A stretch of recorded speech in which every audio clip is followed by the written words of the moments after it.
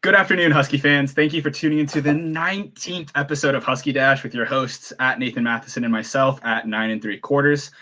Today, I'm going to be diving into some personnel departures and theoretical issues. Should the season as it was run and held have ever happened? And finally, the very first basketball segment of the season for Husky Dash. As a reminder, please feel free to drop a comment or even just a hello, and we'll make sure we cover our segments and anything that comes up in chat. Now then, for Dawg snacks. The Huskies had 11 players, 11, make the 2020 All Pac-12 team. We had 4 first-teamers with Jackson Kirkland, Elijah Molden, K. Dawton, and Zion Tupuola-Fatui. 2 second-teamers in Trent McDuffie and Adefewon Ulofashio. And 5, I believe, honorable mentions. Henry Bainavalu, Victor Kern, Kyler Gordon, Dylan Wattenberg. If you see them on the street, say hi, but from 6 feet away, because the pandemic's not over. But congratulate them if you can. Shoot them an @ on Twitter. I don't know. They did great this season. Props to all those guys. Let's head into our first segment with some people who are for sure leaving. We have 4 in total. Elijah Molden, Keith Taylor, Jordan Chin, Jacob Sermon. Elijah Molden and Keith Taylor, both seniors, both quarterbacks, are heading into the NFL draft for next year. That's what they've said. Jordan Chin, senior wide receiver, has entered the transfer portal as of December 17th. Jacob Sermon, a junior quarterback, also entered the transfer portal. I think for him, December 18th was almost immediately picked up by Central Michigan, where he's going to try to win a starting job there. But that's really it for all that we know of for like who's for sure definitely leaving at this point. There's obviously some people who might leave early to go into the draft as well. You're thinking ZTF. I mean, that one's super unlikely, but there's always, a really tiny chance for him. Well, slightly more likely. ZTF can't actually yet because he hasn't had eligibility, but he probably wishes he had coming off of his great year. Oh, didn't know that fun fact. Thank you so much. So take him off that list. There's 2 people then I think that might leave the team early to head into the draft. Tight end K. Dawton and Jackson Kirkland on O-line. I mean, both of those guys have had fantastic seasons and games and statistics leading up to this year, including this year alone. K. Dawton especially. I think K. Dawton, though, could sneak in an extra year of both eligibility and stats to play with, especially since the 2019 season. He was certainly overshadowed, being kind of the hard work, no praise, doing all of the blocking, not picking up many receptions. But after that, I mean, I feel like we're pretty much good. We have 3 returners who opted out of the season due to COVID who will be coming back.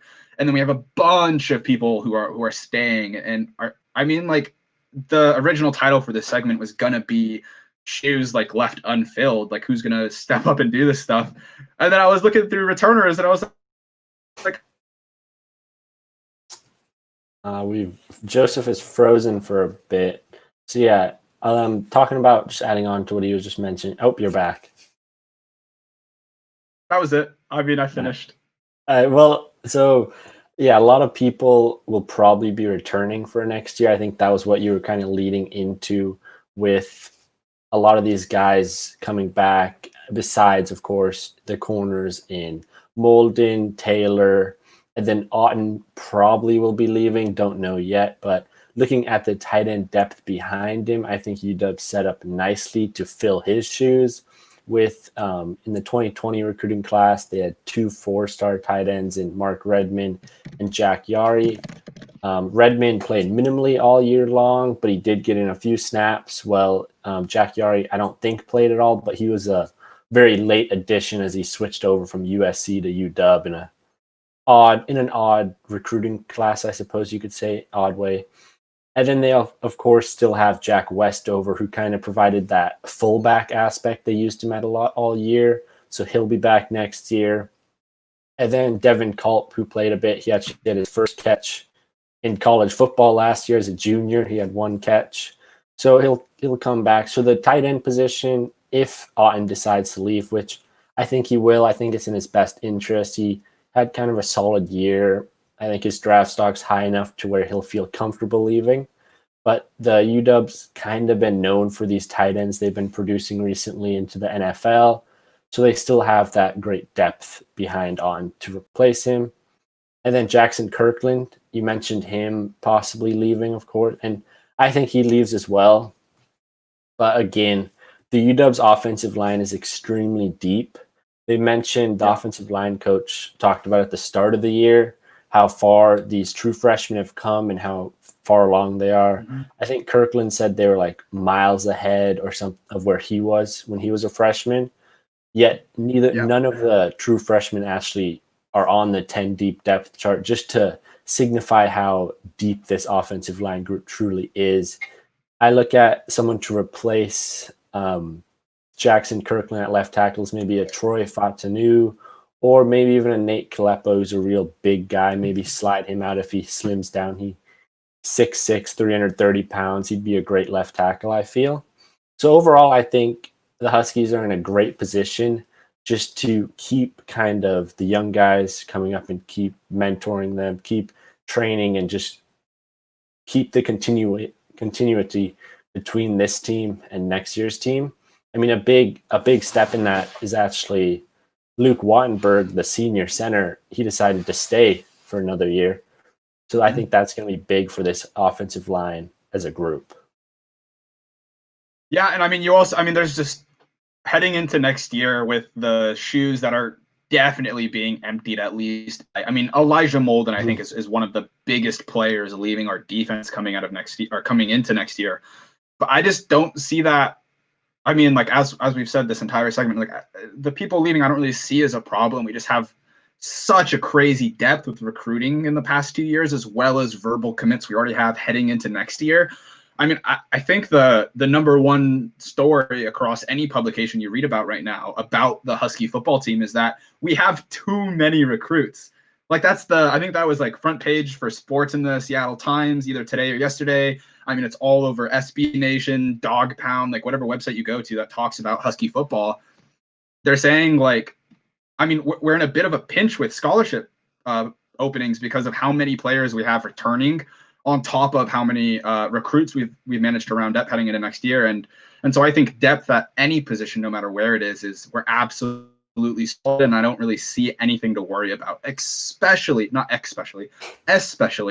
with how many awards are being just thrown left and right at UW players, especially the returners. I mean, let's just say for a moment, Kirkland and Otten both return. I mean, both of those guys, first team All Pac-12, Otten especially, like John Mackey, semifinalist, Athlon preseason All Pac-12, second team for 2020. This season alone, with just 4 games played, I mean, he nearly, and I do mean nearly, outdid both of his first 2 seasons. I mean, 18 catches, 258 yards, and 3 TDs on this season. The 3 TDs is a tie for his first season, more than his second season. And I mean, again, we're here at his third with stats on the line. I mean, we have ZTF, who earned Pac-12 Defensive Lineman of the Week through 3 games in a row for the Huskies. 7 sacks across all 4 games. Also, first team All Pac. I mean, you have McDuffie, Ulo Fashio, who we've been just bragging about all season. And then I mean, like recruiting. It's just we're having hypothetical problems about not having enough spots for players because of how well we've recruited. So I don't see 2021 being an issue for the Huskies. And I think that's the bottom line, is that no matter what happens in 2021, it's going to be better than what happened this year. Yeah, I think the Huskies are set up nicely.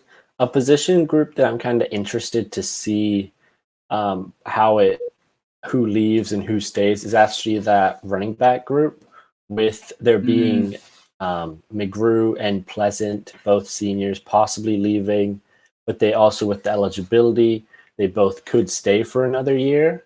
And that's something that's, I think, will be interesting to see. Both of those guys, being honest, they don't really have much draft potential for the NFL. I mean, he had a good year this year, but he's quite undersized for an NFL running back at 5'7", and then Pleasant, he never really had a breakout year or breakout campaign, really. So it'll be up to them really to choose if they want to maybe stay here another year, get another free tuition, and start maybe graduate school at UW. Maybe, I don't know where they are with their degrees or what they're doing with that, but that could be an interesting thing to see, because the running back group behind them is very deep and young with Newton Davis. They've got a few incoming freshmen coming in and true freshmen they had who all will be battling for reps. So next year's running back group and running back room is going to be really crowded if either one of the two of McGrew or Pleasant chooses to stay for that extra year. Yeah.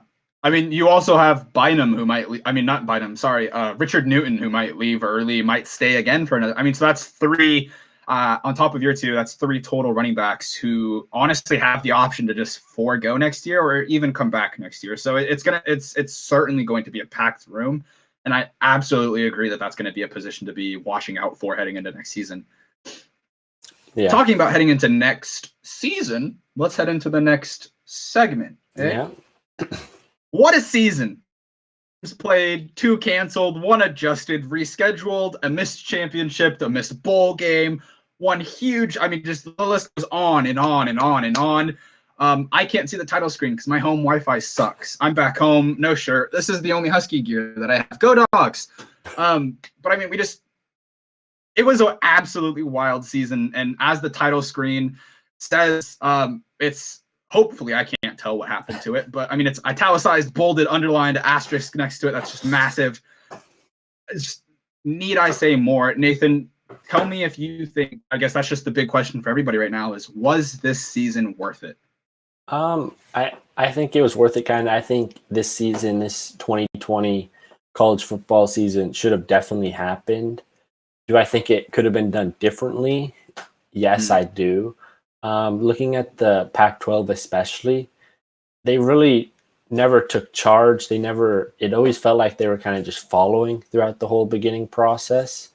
They didn't start earlier, like alongside the SEC, ACC, and Big 12. The Big 10 decided we're going to start later. We're not playing. So the Pac-12 kind of just leached on to that, I guess, and kind of just followed them. They followed them along.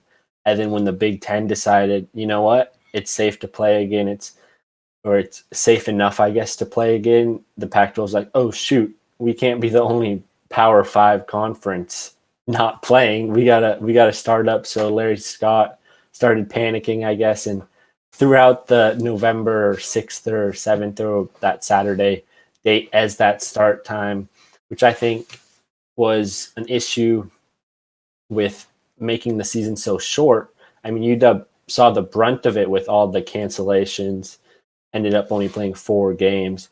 When the Pac-12 followed suit with the other teams like the SEC teams, ACC, and started mid-September, late September, then they would have a longer season and would have been able to make up these canceled games. I look at it like there was no new technology created, no breakthroughs or anything from the time these other Power 5 conferences started playing football to the time the Pac-12 started playing football. There was no difference in anything at all, really. No new news on COVID-19 and all that affected the Pac-12 positively for waiting. So overall, I think that was one of the big things that the Pac-12 ended up missing on, was getting that earlier start, because as you saw with SEC teams, they were able to miss a game or two and then be able to make up one of those games or 2 of those games and still finish their season before the College Football Playoff Committee made their votes.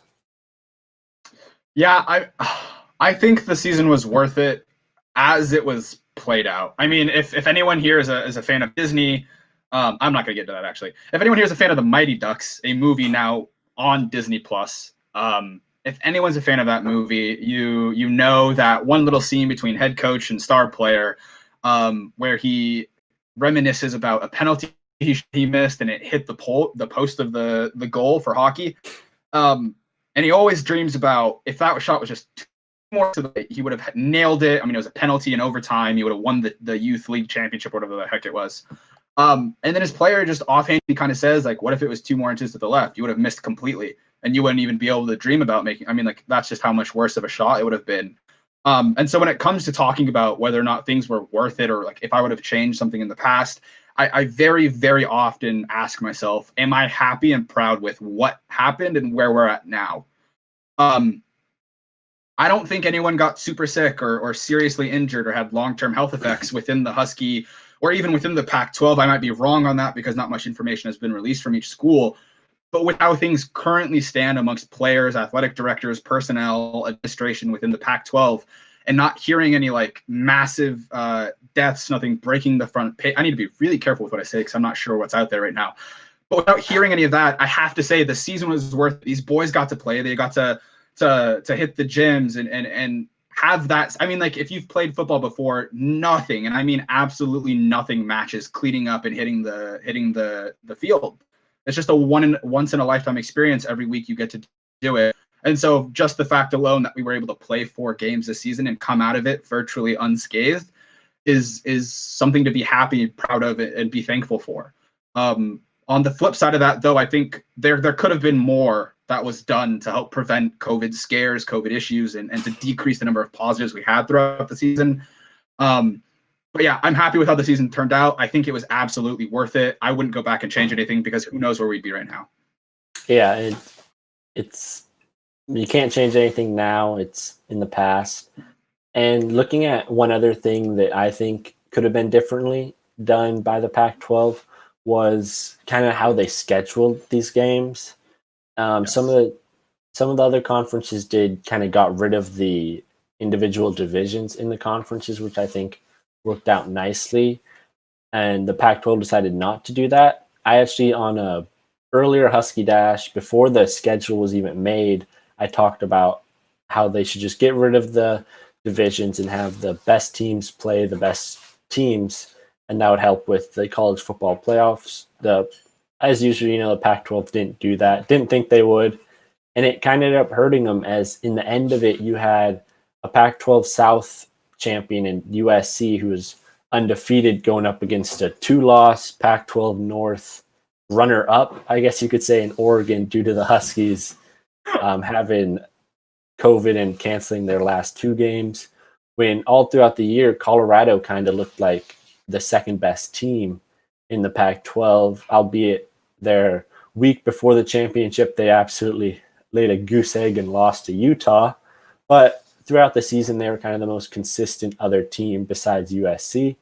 So I think had they gotten rid of the divisions, it would have allowed for more flexibility in the scheduling overall and a more competitive, I think, Pac-12 conference. One thing that I was kind of juggling in my head and wondering how it might have turned out about a week ago, or maybe a couple days ago, was if the Pac just dropped the North and the South kind of division between the sets of schools, and honestly just done inter-conference seeding. So like as you played each week, like where did you rank amongst the 12 schools, and then keep going week by week. But then, I mean, obviously that's going to cause a lot of work for the people who schedule games if you're doing it on a week-to-week basis. But I feel like, again, like your idea, if the Pac-12 had done this, not only would we have had more competitive and consistently played games, I mean, you would have seen like real strategy come out of it. Like if you saw, like let's just say Arizona was ranked like 11th or 10th, and you saw them going up against like a number 5 school, you knew who the underdog was going to be, and you knew who was most likely going to win, and that would have just made games, I feel like, a lot easier to watch, because when you see 2 teams playing each other, neither of them have games played. Every other school in the nation has like 8, 9, 10 games under the belt. Other teams in the Pac-12 maybe have 1 or 2 games. You have no idea how these 2 teams are going to do if they've each played 1 game. But I feel like still, if we would have had an interconference ranking system for just our 12 schools, it would have not only made it a nicer and more competitive game to watch for the audiences, but I feel like teams would have been a lot more personally invested with where they were amongst Pac-12 schools, and not just said, oh, F it. It's just, it's an asterisk season. Why should we care who we're playing, when we're playing, and how we're playing? I will say, though, props to every team in the Pac-12 and across the U.S. who played, because you guys absolutely played your hearts out. I mean, like, it didn't seem like a single player on a single team ever said, like, what am I doing out here? Like, I'm not trying my hardest. It looked like everyone played their hearts out, which I think was absolutely beautiful to watch. Yeah, I couldn't have said it better. Great watch, and you can't look in the past. Just gotta look forward to now 2021, I guess, that season. Absolutely. And I think that just about pushes us into segment 3. Fun fact, this is I didn't announce this to anyone but Sam and our producer, to Nathan and our producer Sam. But this is most likely my last/last-ish episode, because I have a prior commitment with a news publication that I need to go work on for this upcoming quarter. Oh, I thought I froze for a second. Sorry. My home Wi-Fi is also terrible, so I can't see anything on screen right now except my own camera. But this is just me signing off for the last time. It's probably my last episode. We'll see what happens throughout the next quarter and heading into spring. But I just wanted to thank everyone who showed up, including you, Nathan, because you showed up with me every week. For all of you guys' support, your comments, your interest in helping us make us feel like we were worth watching and that we had a reason to keep doing this week to week. So that's me saying thank you. I'm about to sign off, possibly permanently, and hand it off to Nathan. So, well, thank you, Joseph. You've been a great co-host. Thank you, Nathan. As have you been. As you have also been. Peace. All right. See you, Joseph. All right. So now we'll be moving into talking about basketball. So the Husky basketball team started a couple weeks ago. To start off, just giving a little preview of this team. So the men's Husky basketball team was originally picked to finish 9th in the Pac-12 this year. And that's kind of based off of the losses they suffered to players leaving. The key losses they really had would be Jaden McDaniels and Isaiah Stewart. Both of those two players were kind of the leaders on the team last year, and both of them left after their freshman season and ended up being drafted in the NBA draft in the first round. They both went. And then another loss they had was Nas Carter, who was a key contributor last year. He ended up leaving the team due to an off-the-court incident that he was involved in. And then also just mentioning senior Sam Timmons, their center from last year, who was a role player for him. He graduated, so he's no longer on the team. And getting into kind of players who replaced these guys, overall, the Huskies did not do very well of recruiting last year. They actually had 0 freshmen sign with the team as scholarship players. So they had 2 people transfer to them. So those were their 2 new scholarship players early. And the one was Cole Bahima. He transferred from Michigan. And then Eric Stevenson transferred from Wichita State. So those are kind of the 2 new key players for the Huskies. And they're not really performing as well as Husky coaches and Husky fans would like. Stevenson's he's playing 20 minutes a game while only averaging 5 points per game. Bahima kind of off the bench role. Minimal time, only 10 minutes per game and averaging only 1 point per game so far through 7 games. So overall, they really haven't produced much for this team. Stevenson was projected to produce a lot more. Last year at Wichita State, he averaged 24 minutes a game while scoring 11 points per game. So this is a big drop-off for him, averaging half as many points so far throughout the season. And understandably with that, the Huskies have struggled in just about every game they've played in, besides, of course, their lone win against Seattle University. So the other games, they haven't won. They're 1-6 overall. They have losses to UC Riverside and Montana, which, being honest, those are teams that the Huskies should beat. I mean, the Huskies are a mainstream team. They're a big-name school, and they should be beating these UC Riverside and Montana type schools, yet they're not. They do, however, have a few lone bright spots, this Husky team, mainly Quade Green, who he's been playing excellently. I'm a big fan of him. I think if he can develop a bit more, he can be really special and kind of make an impact on an NBA team in the coming years. Another player who's kind of been a pleasant surprise would have to be Riley Soren, who's a center on the team. He's played minimal minutes. He's been working on his conditioning, which is one of the reasons he hadn't played in the seasons past. Looking at Green again, he's been an integral part. He was an integral part last season, unlike Soren, who didn't play last year. Green, however, only played 15 games last year due to being academically ineligible at the end of the year. So that was a big loss for the Huskies, as they were never able to actually kind of replace his production at the point guard position and replace his ability to create opportunities for others and run the Husky offense. So Green's suspension last year ultimately ended this team's hopes early. And now with Green back, albeit without Isaiah Stewart and Jaden McDaniels, he's showing how good he can be as a player. I mean, he's currently leading the team in both points and assists, averaging 14.4 points per game, 3 assists per game.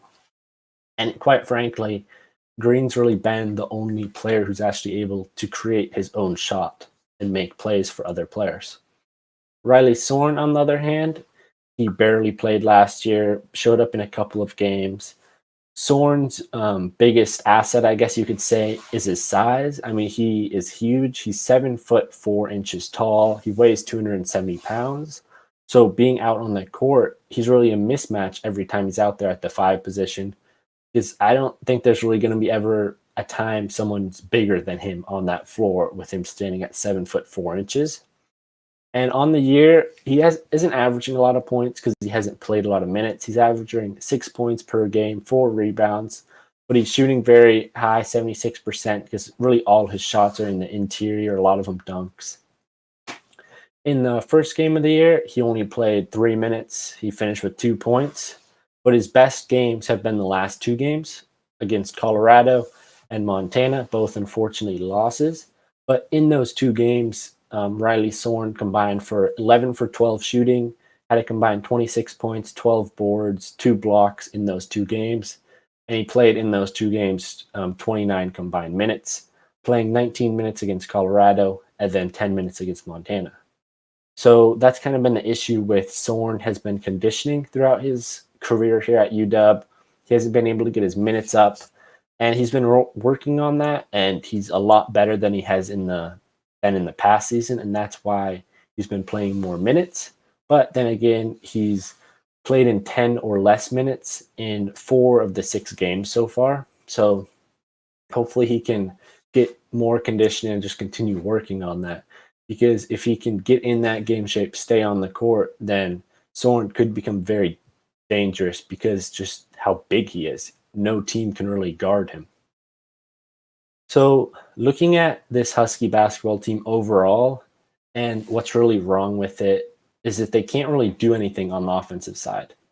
Quade Green, I mentioned, is really the only guy who can create offense, and this offense hasn't been exciting at all. It's been very, very flat. They'll pass the ball around. No one's getting open. And more often than not, someone's going to try and drive to the hoop. They'll either put up a bad shot, maybe they get a good shot and it goes in, or they'll kick it out to a 3-pointer, but they haven't been hitting their threes. This offense is shooting 25% from 3.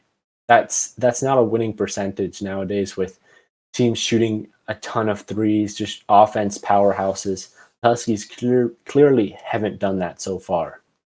They don't really have a single guy who can spot up and you can trust him to make a shot if you pass him the ball.